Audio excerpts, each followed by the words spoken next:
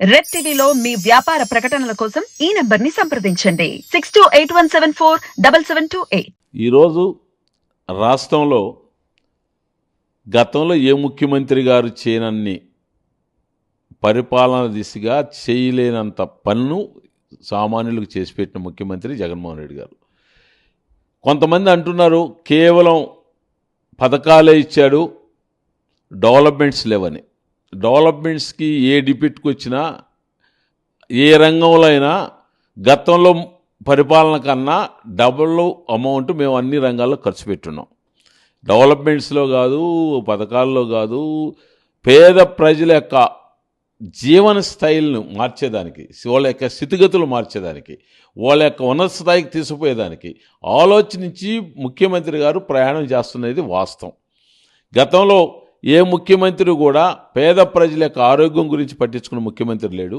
ఈ మన ముఖ్యమంత్రి గారు ఈరోజు ప్రతి ఇంటికి వెళ్ళి ఆ యొక్క ఆరోగ్య స్థితిగతులను జల్లెడి పట్టి అక్కడ ఏమైనా దీర్ఘకాలిక సమస్యలతో ఉన్నారా పేషెంట్లు డేటా కలెక్ట్ చేసి అవసరమైతే ఇది పక్క రాష్ట్రాల్లో ఉన్న పెద్ద హాస్పిటల్కి పంపించేదానికి కూడా వాళ్ళకి ఇబ్బంది లేకుండా ఆరోగ్యశ్రీని 25 లక్షలకు పెంచిన ఘనత ఏ దేశంలో కూడా ఏ రాష్ట్రంలో కూడా ఏ ముఖ్యమంత్రి చేయలేదు. ఈ విధంగా పేద ప్రజల యొక్క స్థితిగతులు మారాలంటే రెండు, ఒకటి విద్య, ఒకటి ఆరోగ్యం. ఈ రెండుకే వాళ్ళ యొక్క స్థితిగతులు మార్చుకొని వాళ్ళ యొక్క వచ్చిన డబ్బుని వాళ్ళ యొక్క ఫ్యామిలీకి ఖర్చు పెట్టి వాళ్ళ ఫ్యామిలీ హ్యాపీగా ఉండాలంటే ఈ రెండు కూడా రాష్ట్ర ప్రభుత్వం టేకవర్ చేస్తేనే ఆ యొక్క అట్టడుగు స్థాయి ఉన్న ప్రజలందరూ కూడా ఆనందంగా ఉంటారనే ఆలోచనతో మా ముఖ్యమంత్రి గారు ఈరోజు ఆ రెండు ఐటమ్స్ని టేకప్ చేశాడు. విద్య, ప్రైవేటు స్కూల్స్తో పాటు గవర్నమెంట్ స్కూల్స్ కూడా చక్కగా తీర్చిదిద్దితే ఆ యొక్క సామాన్య ప్రజల యొక్క బిడ్డలు కష్ట నష్టాలతో తల్లిదండ్రులు పడి ప్రైవేట్ స్కూల్స్ పంపరు అనే ఆలోచనతో ఆ స్కూల్స్ను కూడా ప్రైవేట్ స్కూల్స్తో పాటు తీర్చిదిద్దిన ఘనత మా ముఖ్యమంత్రి గారిది. అక్కడే ఇంగ్లీష్ మీడియం పెట్టి వాళ్ళు పేద విద్యార్థినులను కూడా ఇంగ్లీష్లు నేర్పించి రాష్ట్రంలోనే ఎప్పుడూ లేని విధంగా ప్రపంచ దేశాలకు పంపించిన ఘన చరిత్ర ఆంధ్రప్రదేశ్ ముఖ్యమంత్రి గారిది. ఈ పేద వర్గాలన్నింటినీ వాళ్ళ స్థితిగతులు మార్చేదానికి ఏమి చేయాలని ఆలోచన చేసి పరిపాలన చేస్తున్న ముఖ్యమంత్రి గతంలో ఏ ముఖ్యమంత్రి లేడనేది జనం ఒప్పుకొని తీరాలి. ఎవరైనా సరే అపోజిషన్లో నచ్చగా పడగా మాట్లాడవచ్చు, కానీ వాళ్ళు మాట్లాడేటప్పుడు కూడా మీరు విన్నారా లేరు? ఎంతసేపటికి జగన్మోహన్ రెడ్డి అది తిన్నాడు, ఇది తిన్నాడు, కొంతమందికే పెట్టాడు, అది తప్ప ఈ సబ్జెక్టులోకి రావట్లేదు. గతంలో మేము ఆరోగ్యశ్రీ చేశాం, ఈ ముఖ్యమంత్రి చేసింది తక్కువ అని చెప్పే ధైర్యం లేదు. ఆ యొక్క పథకం పేరు ఎత్తటం లేదు. గతంలో మేము నాడు నేడు కింద స్కూల్స్ ఈయనే కాదు డెవలప్ చేసింది, మేము ఇంకా డెవలప్ చేసాం, గతంలో మేము డెవలప్ చేసిన ఫోటోలు ఇవన్నీ చూపించి ప్రజలకు చెప్పే ధైర్యం లేదు. ఈ విధంగా పరిపాలనలో ధైర్యం లేకుండా నోటుకు వచ్చినట్టు మాట్లాడే తప్ప స్థితిగతుల గురించి మాట్లాడే ఆలోచన వాళ్ళకి రాలేదు. ఖచ్చితంగా పేద ప్రజలు మా ముఖ్యమంత్రి గారికి అండగా ఉన్నారు. వాళ్ళ యొక్క ఆశీర్వాదం మా ముఖ్యమంత్రిగా ఉంది కాబట్టి ఖచ్చితంగా అభ్యర్థులతో సంబంధం లేకుండా సామాన్యుడైనా సరే గతంలో ఇందిరాగాంధీ ఆశీర్వాదం పేద ప్రజలకు ఉంటే పేద ప్రజలు ఇందిరాగాంధీకి ఆశీర్వదించినట్టు 2024లో జగన్మోహన్ రెడ్డి గారిని పేద ప్రజలు ఆశీర్వదిస్తున్నారు. ఖచ్చితంగా మా ముఖ్యమంత్రి అనుకున్న గోల్ 175కు 175 సీట్లు వచ్చినా ఆశ్చర్యపడబడలేదు. నెల్లూరు సీటు ఖలీల్ అహ్మద్ని పేద ప్రజలందరూ కూడా హార్తలిచ్చి ఎమ్మెల్యేగా చేసి శాసనసభ్యుడికి పంపించేది ఎక్కువ రోజులు కూడా 70 రోజుల్లోనే మీరు చూస్తారు. బీపీఆర్ హట్ అయ్యేసి టీడీపీలోకి వెళ్తున్నారని చెప్పేసి ఆయన తోటి ఒక డజన్ మంది కార్పొరేటర్లు కూడా వెళ్తున్నారు. మీకు అబ్దుల్ అజీజ్ కూడా కామెంట్ చేశారు. అలా వైసీపీకి నష్టం అంటారా? నీకు విపిఆర్ గురించి మాట్లాడాలంటే ఆయన చాలా పెద్ద మనిషి, చాలా మంచివాడు. ఆయన హృదయం సున్నితమైంది. ఆ సున్నితమైన హృదయానికి ఎక్కడో ఆయన ఒక నొచ్చుకొని పక్కకు పోయాడే తప్ప ఆ జగన్మోహన్ రెడ్డి మీద దేశంతోనో ఇంకొక రకంగానో ఆయన పార్టీ మారలా. ఆయనకి ఎక్కడ తగిలింది అది ఒక్క ముఖ్యం ఆలోచించి ఆయన దాన్ని రెక్టిఫై చేసుకొని ఉంటే బాగుండేది. మంచి వ్యక్తి పార్టీని కోల్పోవడం అనేది జగన్మోహన్ రెడ్డి గారికి ఇష్టం లేదు. నేను ఆయన కానించి కింద కార్యకర్త కూడా ఎవరికి ఇష్టం లేదు. ప్రభాకర్ రెడ్డి గారు పార్టీ మారిన దానివల్ల మాకు నష్టం లేదు అని చెప్పే వ్యక్తులు ఊరు ఉండరు. ఎంతో కొంత ఉంటుంది, కానీ ఒకటి ఉంది లాజిక్. జగన్మోహన్ రెడ్డి గారు పేద ప్రజలకు చేసిన సహాయం ముందు ఇది నిలబడుతుందా లేదనేది కూడా మనం ఆలోచించాలి. ఈరోజు ప్రజల్లో జగన్మోహన్ రెడ్డినే చూస్తున్నారు. ఈ మామూలుగా అభ్యర్థులను ఎవరు చూడలే. అప్పుడు ఇది ఎంతవరకు పనిచేస్తుంది అనేది కూడా మనం పరిగణలోకి తీసుకోవాల్సిన అవసరం ఉంది. అదే పరిస్థితిగానే వస్తే ఖలీల్ అహ్మద్ గెలుస్తారు ఎమ్మెల్యే. అంటే ఖలీల్ అహ్మద్ చూసుకుంటే రాజకీయంలో అది మొదటిసారిగా అసెంబ్లీకి వెళ్ళటం. నారాయణ అయితే మంత్రిగా పనిచేశారు, వ్యాపారస్తులు, విద్యా సమస్యలు నడుపుతున్నారు, అనుభవం ఉందని చెప్పి చెప్తున్నారు. గెలవటం కష్టమని కూడా రాజకీయ విశ్లేషకులు చెప్తున్నారు. మీద గతంలో ఇందిరాగాంధీ గారు పార్టీ పెట్టినప్పుడు కానీ, ఎన్టీ రామారావు గారు పార్టీ పెట్టినప్పుడు కానీ వాళ్ళు పోటీ పెట్టిన అభ్యర్థులకి పాత అభ్యర్థులు కంపేర్ చేసేటప్పుడు కూడా ఇదే టాక్.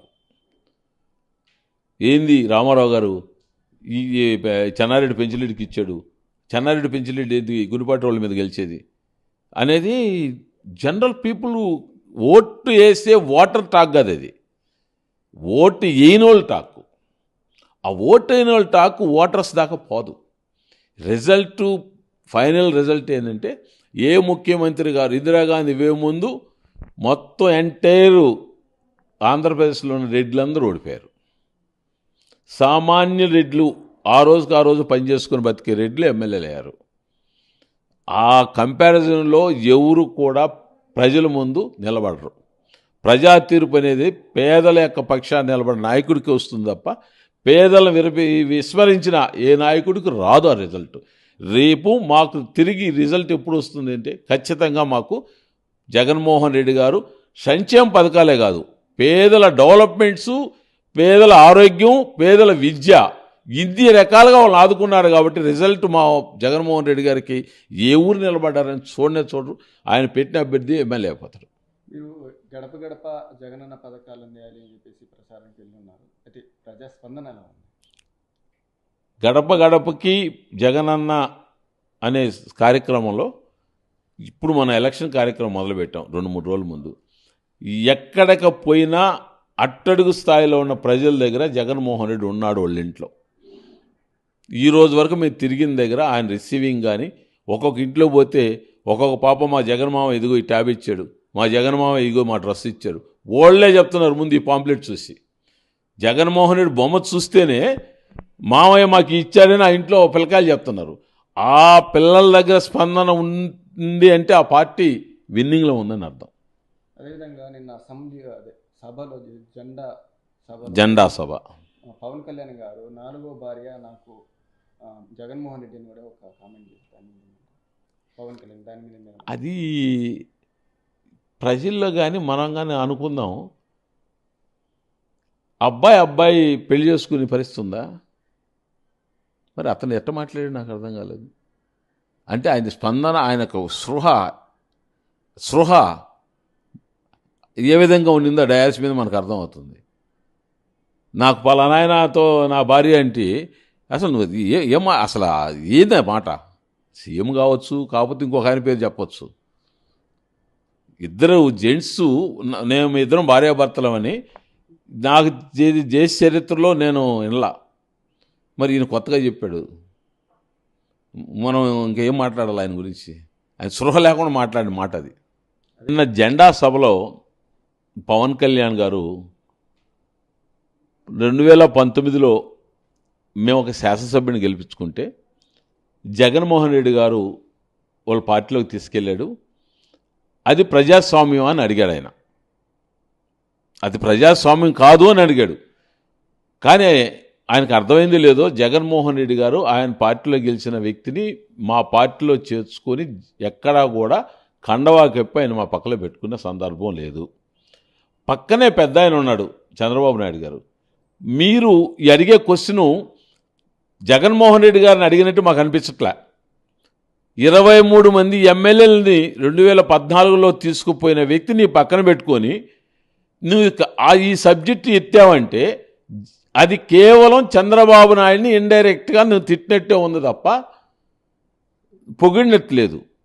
ఒక సభ మీదకి పోయినప్పుడు ఇద్దరు కలిసి వ్యక్తులు పోయినప్పుడు ఇద్దరు వ్యక్తులు నేను ఆ సభలో కూర్చొని మాట్లాడేటప్పుడు గతంలో ఏ వ్యక్తికైనా లోపాలు ఉంటే ఆ లోపాల గురించి ఈ వ్యక్తి మాట్లాడకుండా ఉండేది ఆ వ్యక్తి యొక్క గౌరవాన్ని కాపాడినట్టు.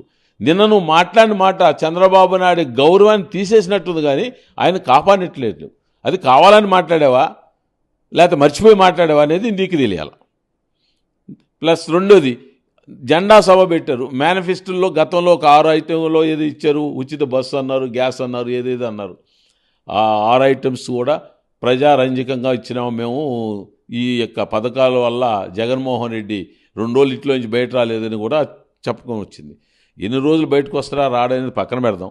మీరు 6 పథకాలు ఇంప్లిమెంట్ చేసేటప్పుడు గత ప్రభుత్వంలో జగన్మోహన్ రెడ్డి ముఖ్యమంత్రి, ఎన్టీ రామారావు ముఖ్యమంత్రి అనేది కాదు. ఎందుకంటే ఆ ముఖ్యమంత్రి పెట్టిన పథకాలు కొనసాగించడం అనేది ధర్మం. ఇప్పుడు జగన్మోహన్ రెడ్డి గారు ఈ పథకాలు ఇస్తున్న పథకాలన్నీ ఇస్తూ ఈ 6 పథకాలు ఇస్తారా, లేక ఈ 6 పథకాలే ఇస్తాము ఎన్ని ఇవ్వని చెప్తారా? మీరు ఏ సభలైనా డైరెక్ట్గా ప్రజలకి అర్థమయ్యే విధంగా చెప్పండి.